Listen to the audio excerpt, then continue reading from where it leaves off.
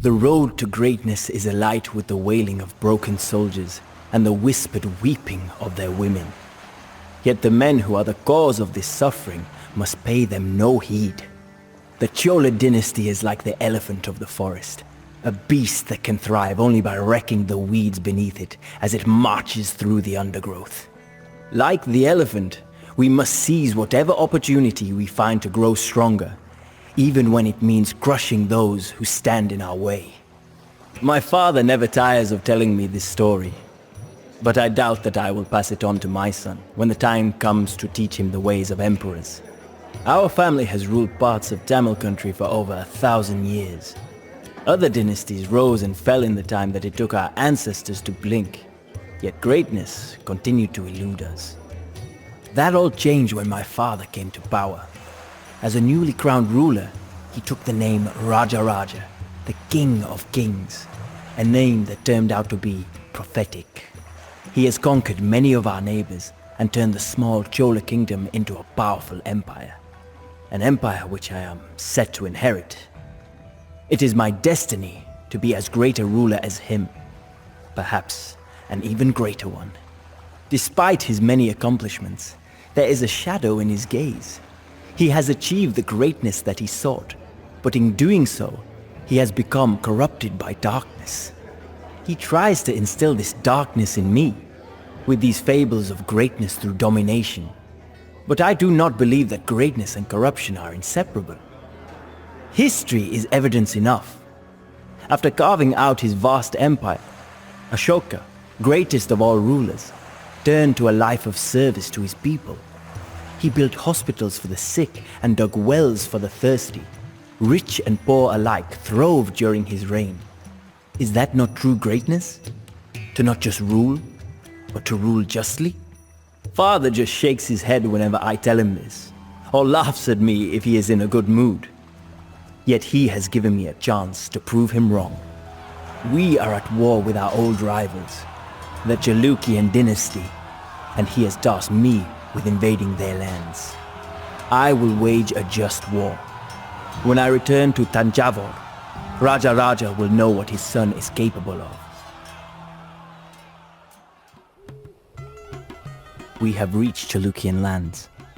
I would say that the grass is greener on this side of the river, if I could see it. The knight is our ally, Your Highness. The main Chalukyan army is sleeping nearby, and if we tread lightly, they will never know that we were here.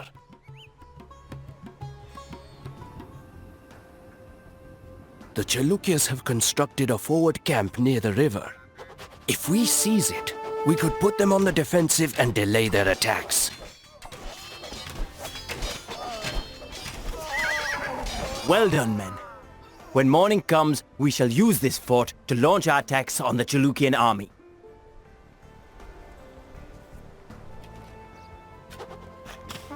These peasants supply the Chalukyan soldiers with food.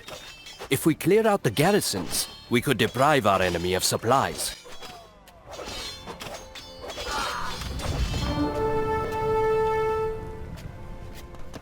This path appears to lead to the enemy's elephant enclosure.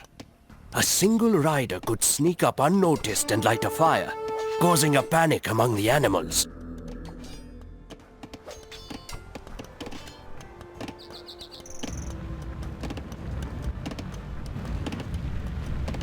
The elephants are running amok!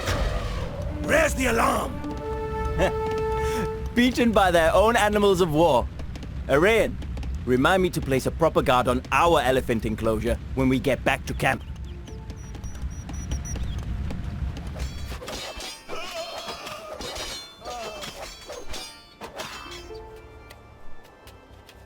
We have done all that we can to undermine the Chalukyas. Now, let us destroy them in battle.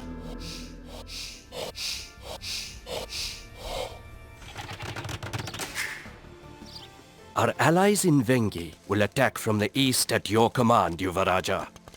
But their forces are not as strong as ours. We should coordinate our attacks with them, lest the Chalukyas divide our armies and conquer them piece by piece. The capital of Manyaketa is the jewel of the Chalukyan dynasty, and treasures stolen from Chola lands fill their universities. We should plunder them and humiliate the Chalukyas.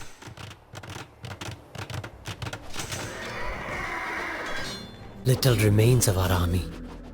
But if you were to rebuild our military buildings, we would be willing to aid you in the fight against the Chalukyas.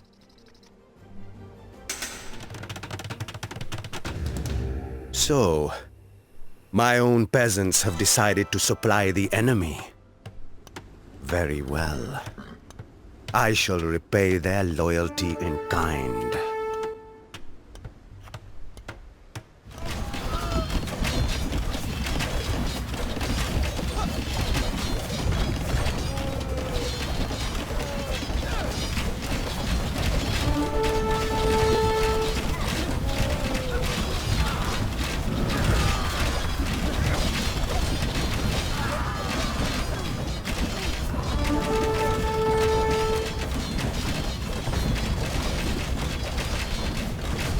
This is not over, young Chola.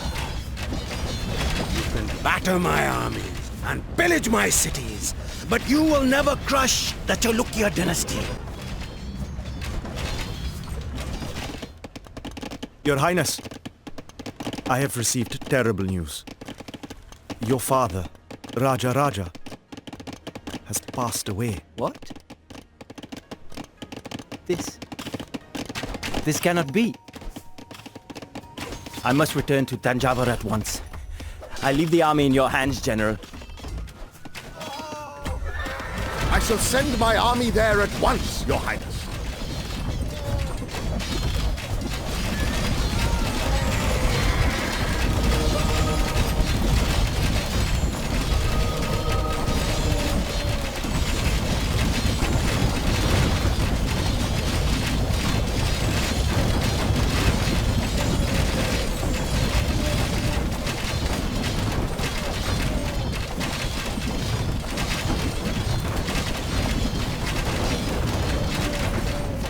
Defile the jewel of my empire in this manner.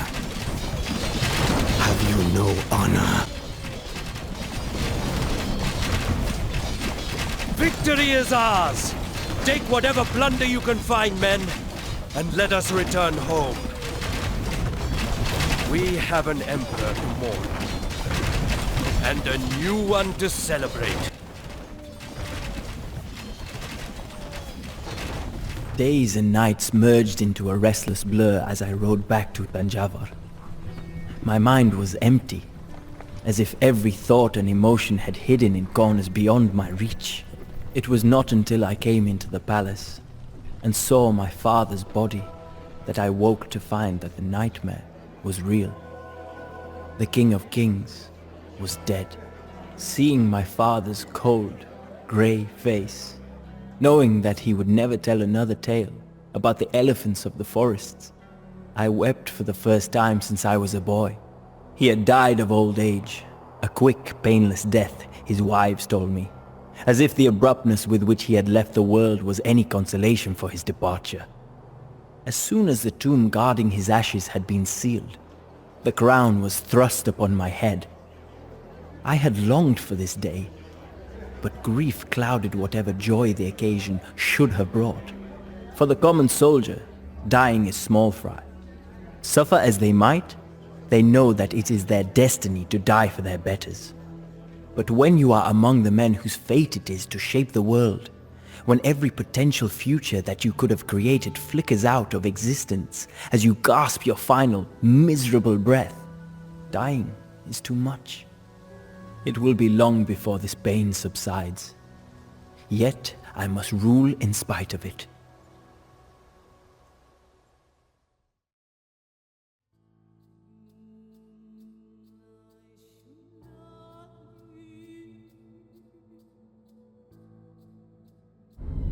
As the great tiger falls, the scavengers come out to feast on its corpse.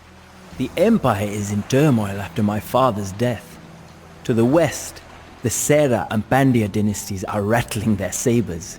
In the north, the Chalukyas talk of vengeance, even as they lick their wounds from the last war. Yet, my greatest worry is the island of Sri Lanka. My father invaded the island decades ago, forcing its king Mahinda to escape into the untamed south. Now, Mahinda has returned to reclaim his old domains. All but a single town have fallen to his rebellion. If we lose Sri Lanka, it will embolden dissenters in every part of the empire to rise up against me. That cannot be allowed to happen. I must finish what my father began. King Mahinda is assaulting our only remaining settlement on the island. Hurry to shore, men, before the Sri Lankan ships catch up to us.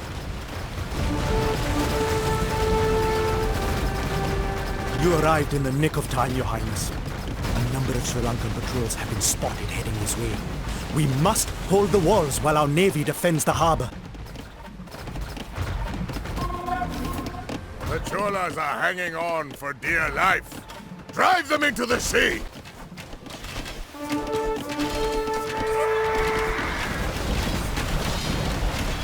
Hold fast, men.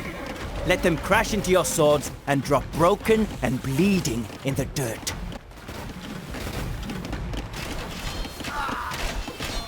It appears that my army was like a forest of rotten trees, breaking at the first strike. But fear not, Rajendra.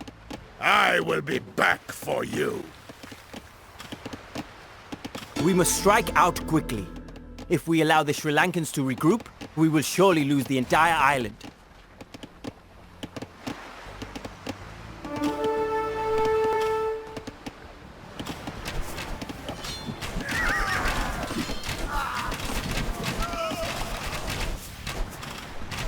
These locals have done us no harm, and they will provide us with meager tribute.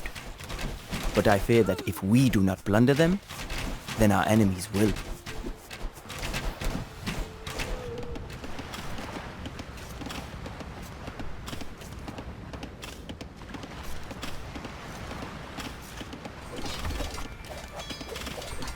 We surrender! Spare us, please, Your Highness. We can work for you, just like we worked for our true... I mean rebel king. And work you shall. Let us use this town as our base of operations. This was once the Sri Lankan capital of Anuradhapura. My father told me stories of this jewel in the jungle, which he reduced to rubble during his invasion. Perhaps we can find something useful among the ruins. Oh, praise the gods! I thought we would have to hide in this godforsaken forest until the end of our days. Reinforcements have arrived from the mainland.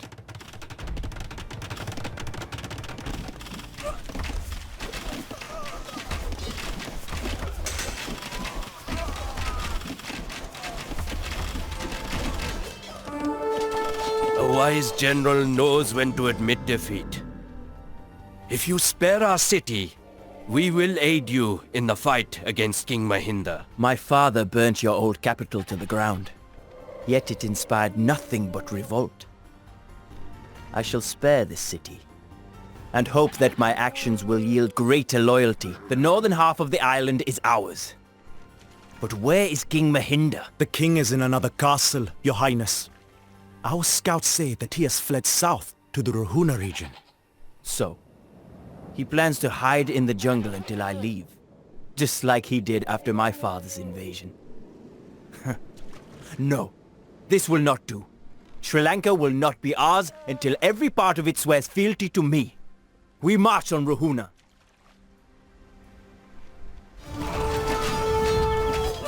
Your Highness, our scouts say that King Mahinda has moved the crown jewels of Sri Lanka to a mountain fortress not far from here. If we were to capture them, it would crush the enemy's morale.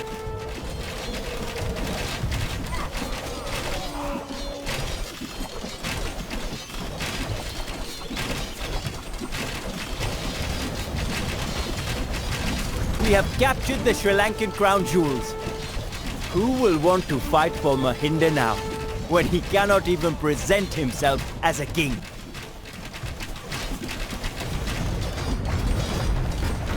You mainlanders have tried to control our island ever since the days of Rama and his army of monkeys.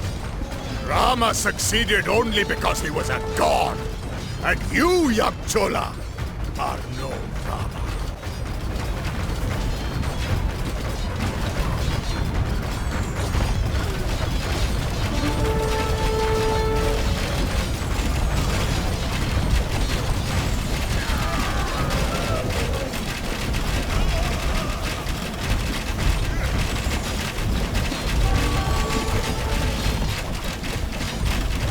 It is over, Mahinda.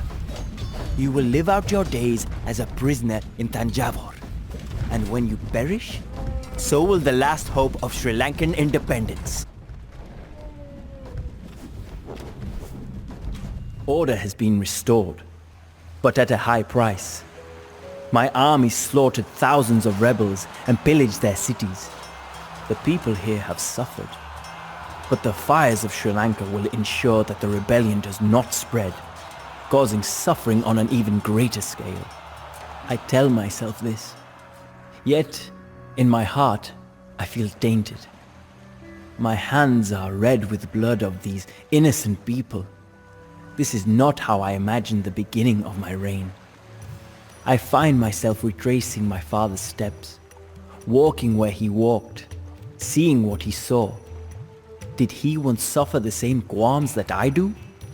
It is a strange image. The iron-fisted Raja, struggling to balance the necessity for violence with a will to do good. It does not seem like the man that I knew. Then again, I never thought that these bloody hands could be mine either.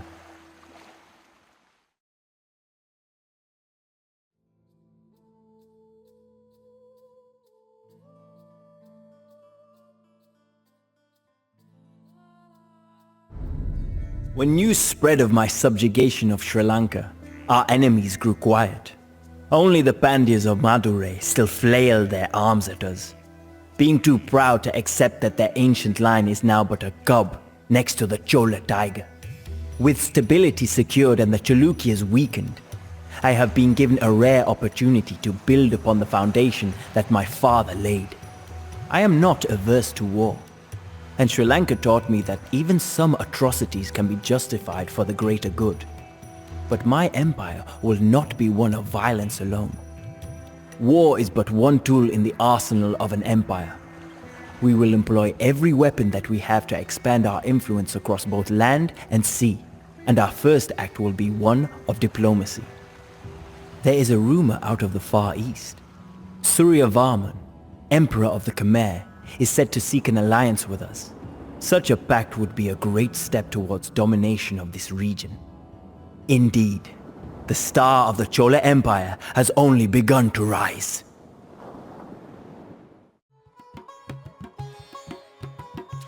We have come a long way, but our journey is not over yet. We must brave the seas and bring Emperor Suryavarman's gift to Rajendra Chola. Sailing across the open ocean will be hard on our ships. But the shallow waters along the coast are infested by Bengali pirates. We should prepare for an arduous journey either way.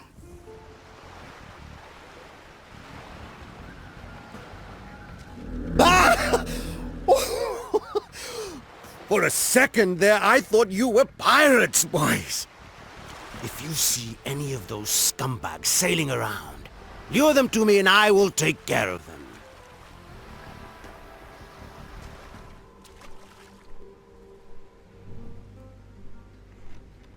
This is an exquisite gift.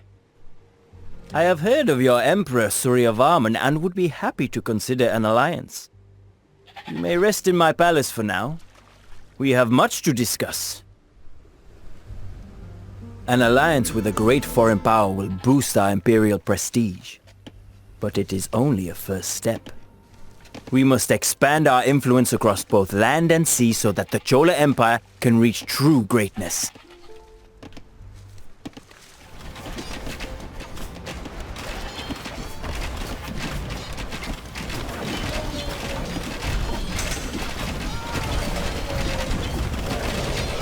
Your Highness, our trade vessels are under constant threat from Bengali pirates.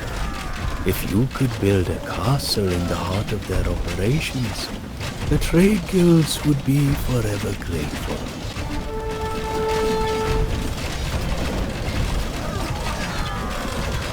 If we are to dominate the seas, we will need a navy that no one will dare confront. Let us build warships until they cover the ocean.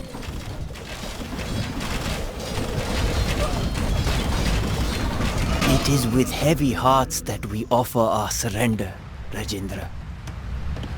When the choice is between humiliation and annihilation, even a proud line like ours must grovel in the mud.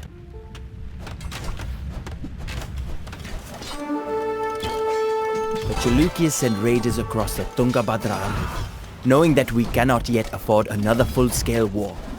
If we build a fortress along the border, we should be able to deal with their raids easily.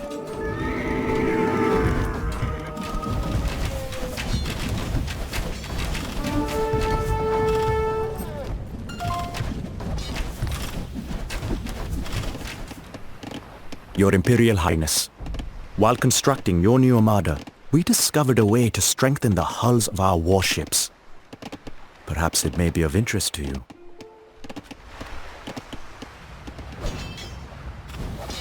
With our prestige growing by the day, it will not be long until my father's dream is realized, and the Chola dynasty rules both the land and the sea.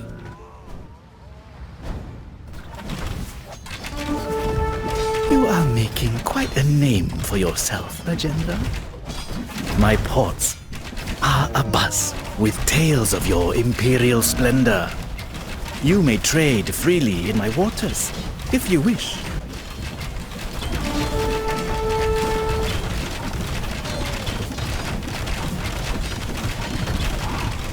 Magnificent! I would like to see the Chalukyans try to get past this fortress.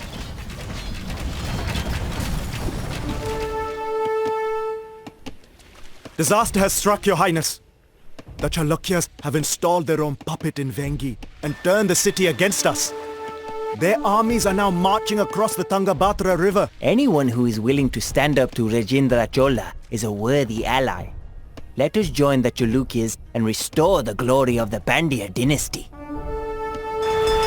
For years I have played at being the benevolent diplomat and hesitated to vanquish my foes. Yet this is my fate? To see all that I have worked for come undone, like a proud tree shattered by lightning? Of course it is. For what does kindness bring except another reason for your lessons to hate you?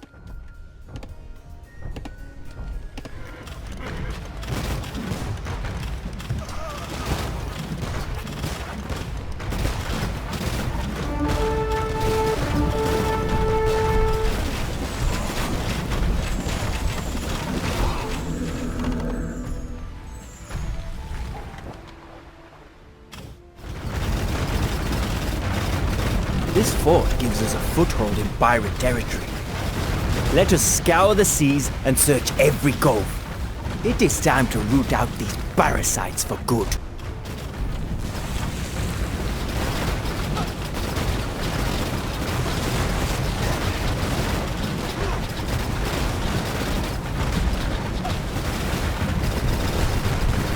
Our fleet descended upon these pirates like the torrents of Vasham Ritu.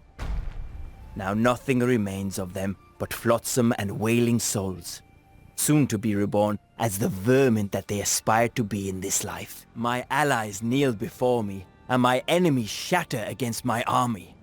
That great sword which I have fashioned from a mass of human material. Never again will anyone question the might of Rajendra Chola. My enemies lie shattered before me, and the Chola Empire stands victorious once more. Why then? Does it feel as if something inside of me is breaking? For years I have sought greatness not only for myself, but for my subjects. I have treated even our rivals with the dignity befitting ancient dynasties. But my softness has only led to setbacks. Only when I unleash devastation upon my enemies, soldiers and civilians alike, do I seem to conjure up any lasting victory. Perhaps my father was right after all. I cannot be both great and benevolent. One virtue must be sacrificed for the other. The price for greatness is inevitably corruption, the slow death of everything that I believe in. For a long time, this quandary has sent me into tortuous dreams. It is as if a black seed has been planted in some murky crevasse of my soul. I have ignored it, hid from it, all for naught. Could it be that my fear of corruption was but a sign of my inexperience as a ruler? Something that my father learned to overcome in the harshness of his later years. For if one cannot reach greatness without being corrupted, without giving in to that deep desire to increase one's power by any means available, then is corruption truly a bad thing?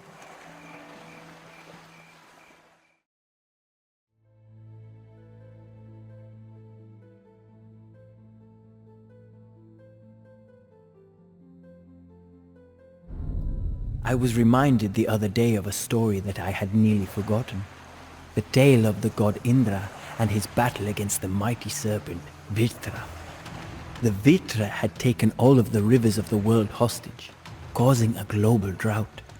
Only by destroying the 99 fortresses of the Vritra and slaying the beast itself was Indra able to liberate the waters. The priests would call me sacrilegious, but to me, this tale has a hidden meaning. I am facing a Vritra of my own, and that monster is the great lie that I have lived until this day. The 99 fortresses are the little lies that are still burrowed into my soul. My irrational fear of corruption, my distaste for violence, and that misplaced care for the so-called innocent. Only when I destroy these inner fortresses can I unleash the greatness within me and become a ruler whose name will live on for millennia. To do so, I must look beyond our traditional enemies.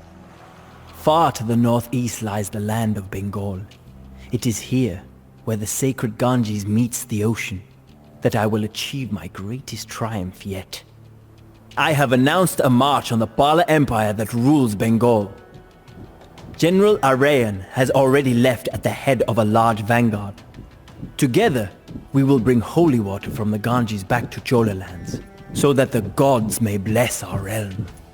And if I can defeat one of the greatest empires in the known world in the process, then all the better. The journey ahead of us will be long and arduous. But take heart, men. Once the Bengali emperor lies dead in the field, you will all drink from the sacred river Ganges.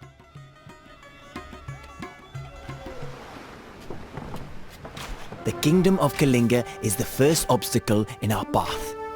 Many of their soldiers are spread out across the countryside, so the city should be easy pickings. The Cholas are here.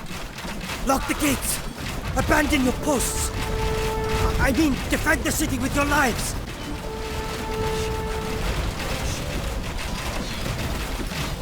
I hear rumors of a vast Chola force marching on my land.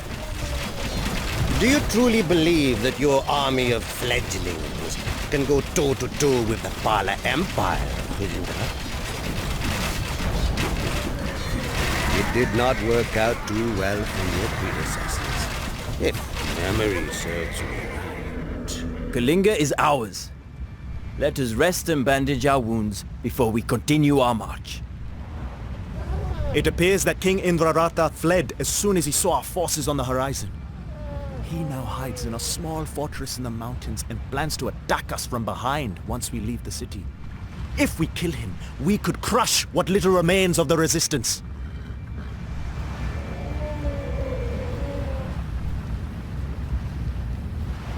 I hear that you have captured Kalinga, Rajendra. I too stepped on an ant this morning, you know. But you do not hear me bragging about it.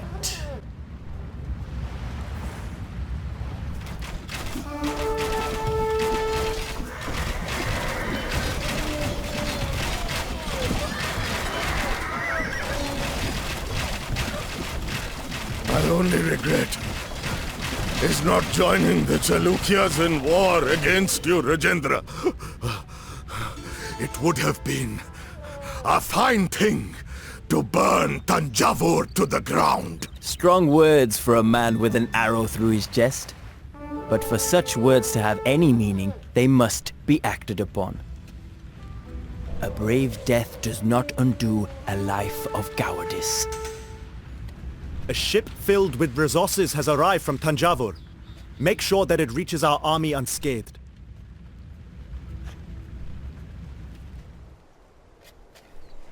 These old trebuchets may yet have a few holes in them. Let us use them to crack open Utkala's defenses.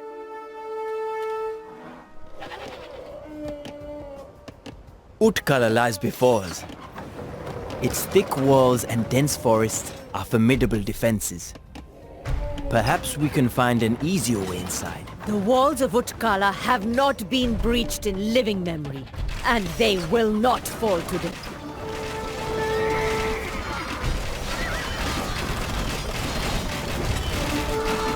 The wood in these machines was rotted through. I am surprised that they survived this long.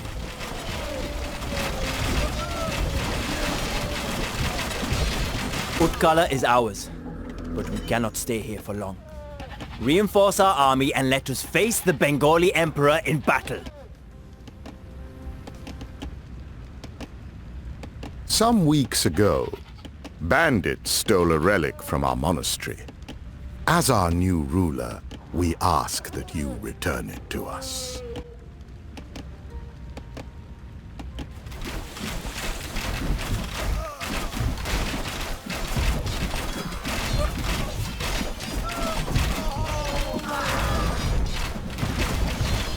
What is it with these monks and not being able to keep track of their holy artifacts? Ah well, as long as they reward us for our trouble.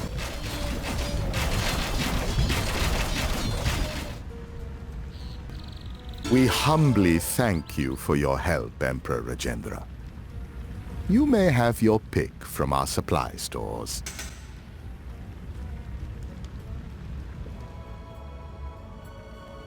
It is good to see you again, Rajendra. Now, Mahipala has arrayed his army on the battlefield and prepares to attack. My men and I have scouted the land thoroughly, however, so we will not have to fight blindly. A ship filled with resources has arrived from Tanjavur. Make sure that it reaches our army unscathed. We must hurry to secure our position. Prepare for battle. When this day is over, we will wash off the blood of our enemies in the sacred waters of the Ganges. My dynasty learned not to embark on extravagant campaigns like yours long ago. Now we will teach the Cholas that same lesson. Send forth the Ratas!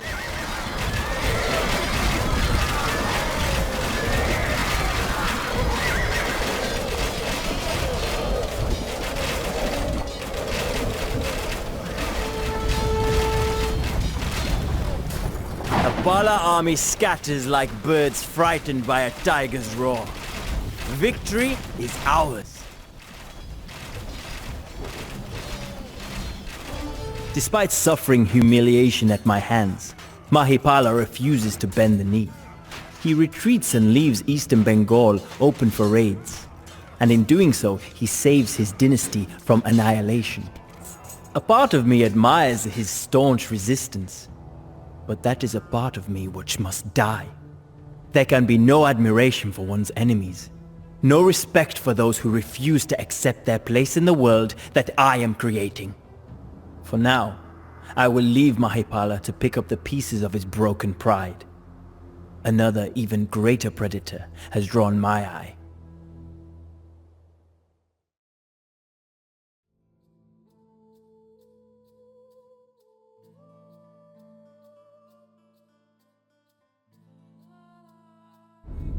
The empire of Srivijaya has ruled the Straits of Malacca for centuries.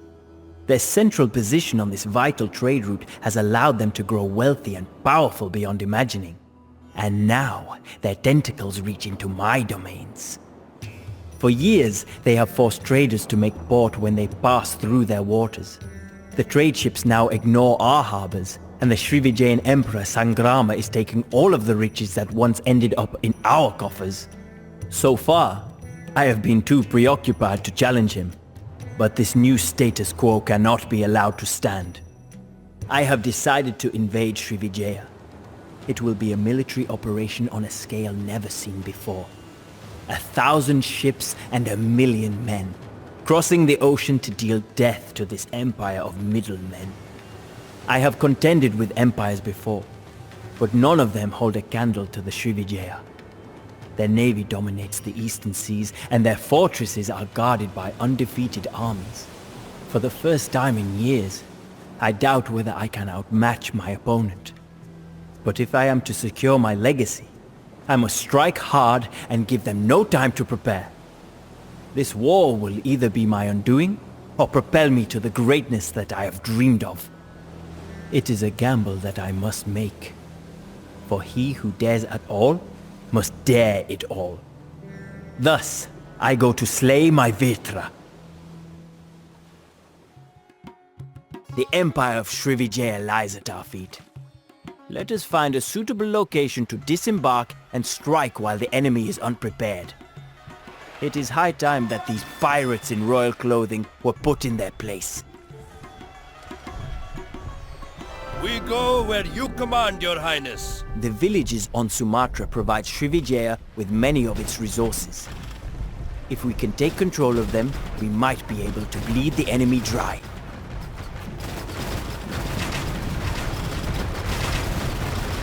The Srivijaya have arrayed their navy in the Strait of Malacca. They will be expecting an attack from this direction. But I believe that our navy is strong enough to face them head-on. Our Khmer allies are occupied with fighting their old rivals. If we defeat the Tambrilinga, Suryavarman's forces will be free to aid us in our struggle.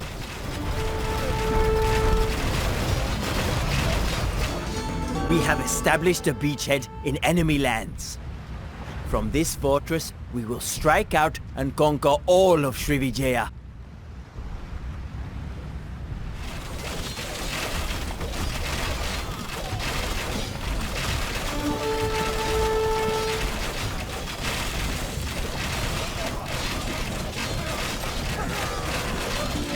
The Cholas have captured another castle! We cannot let this continue! Tambralinga lies in ruins.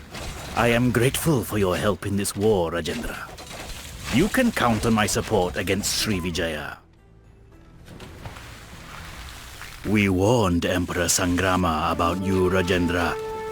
But the Emperor's pride made him blind to the threat that you pose. Fortunately, we prepared and mobilized when he would not. Prepare to meet your end.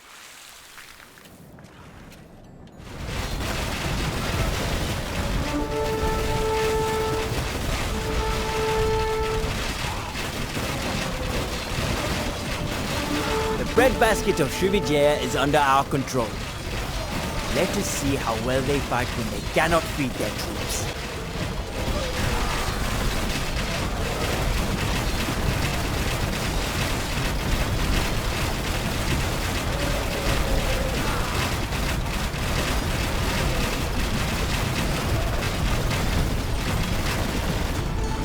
Empire lies broken, and my cities drown in blood and tears.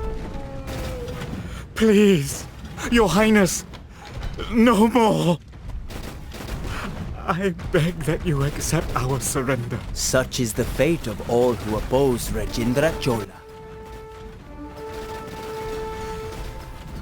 The fires of Srivijaya still raged as we celebrated our victory in the Imperial Palace. Emperor Sangrama and his officials were invited to publicly swear fealty to me. To a man, they all proclaimed their love for their new ruler.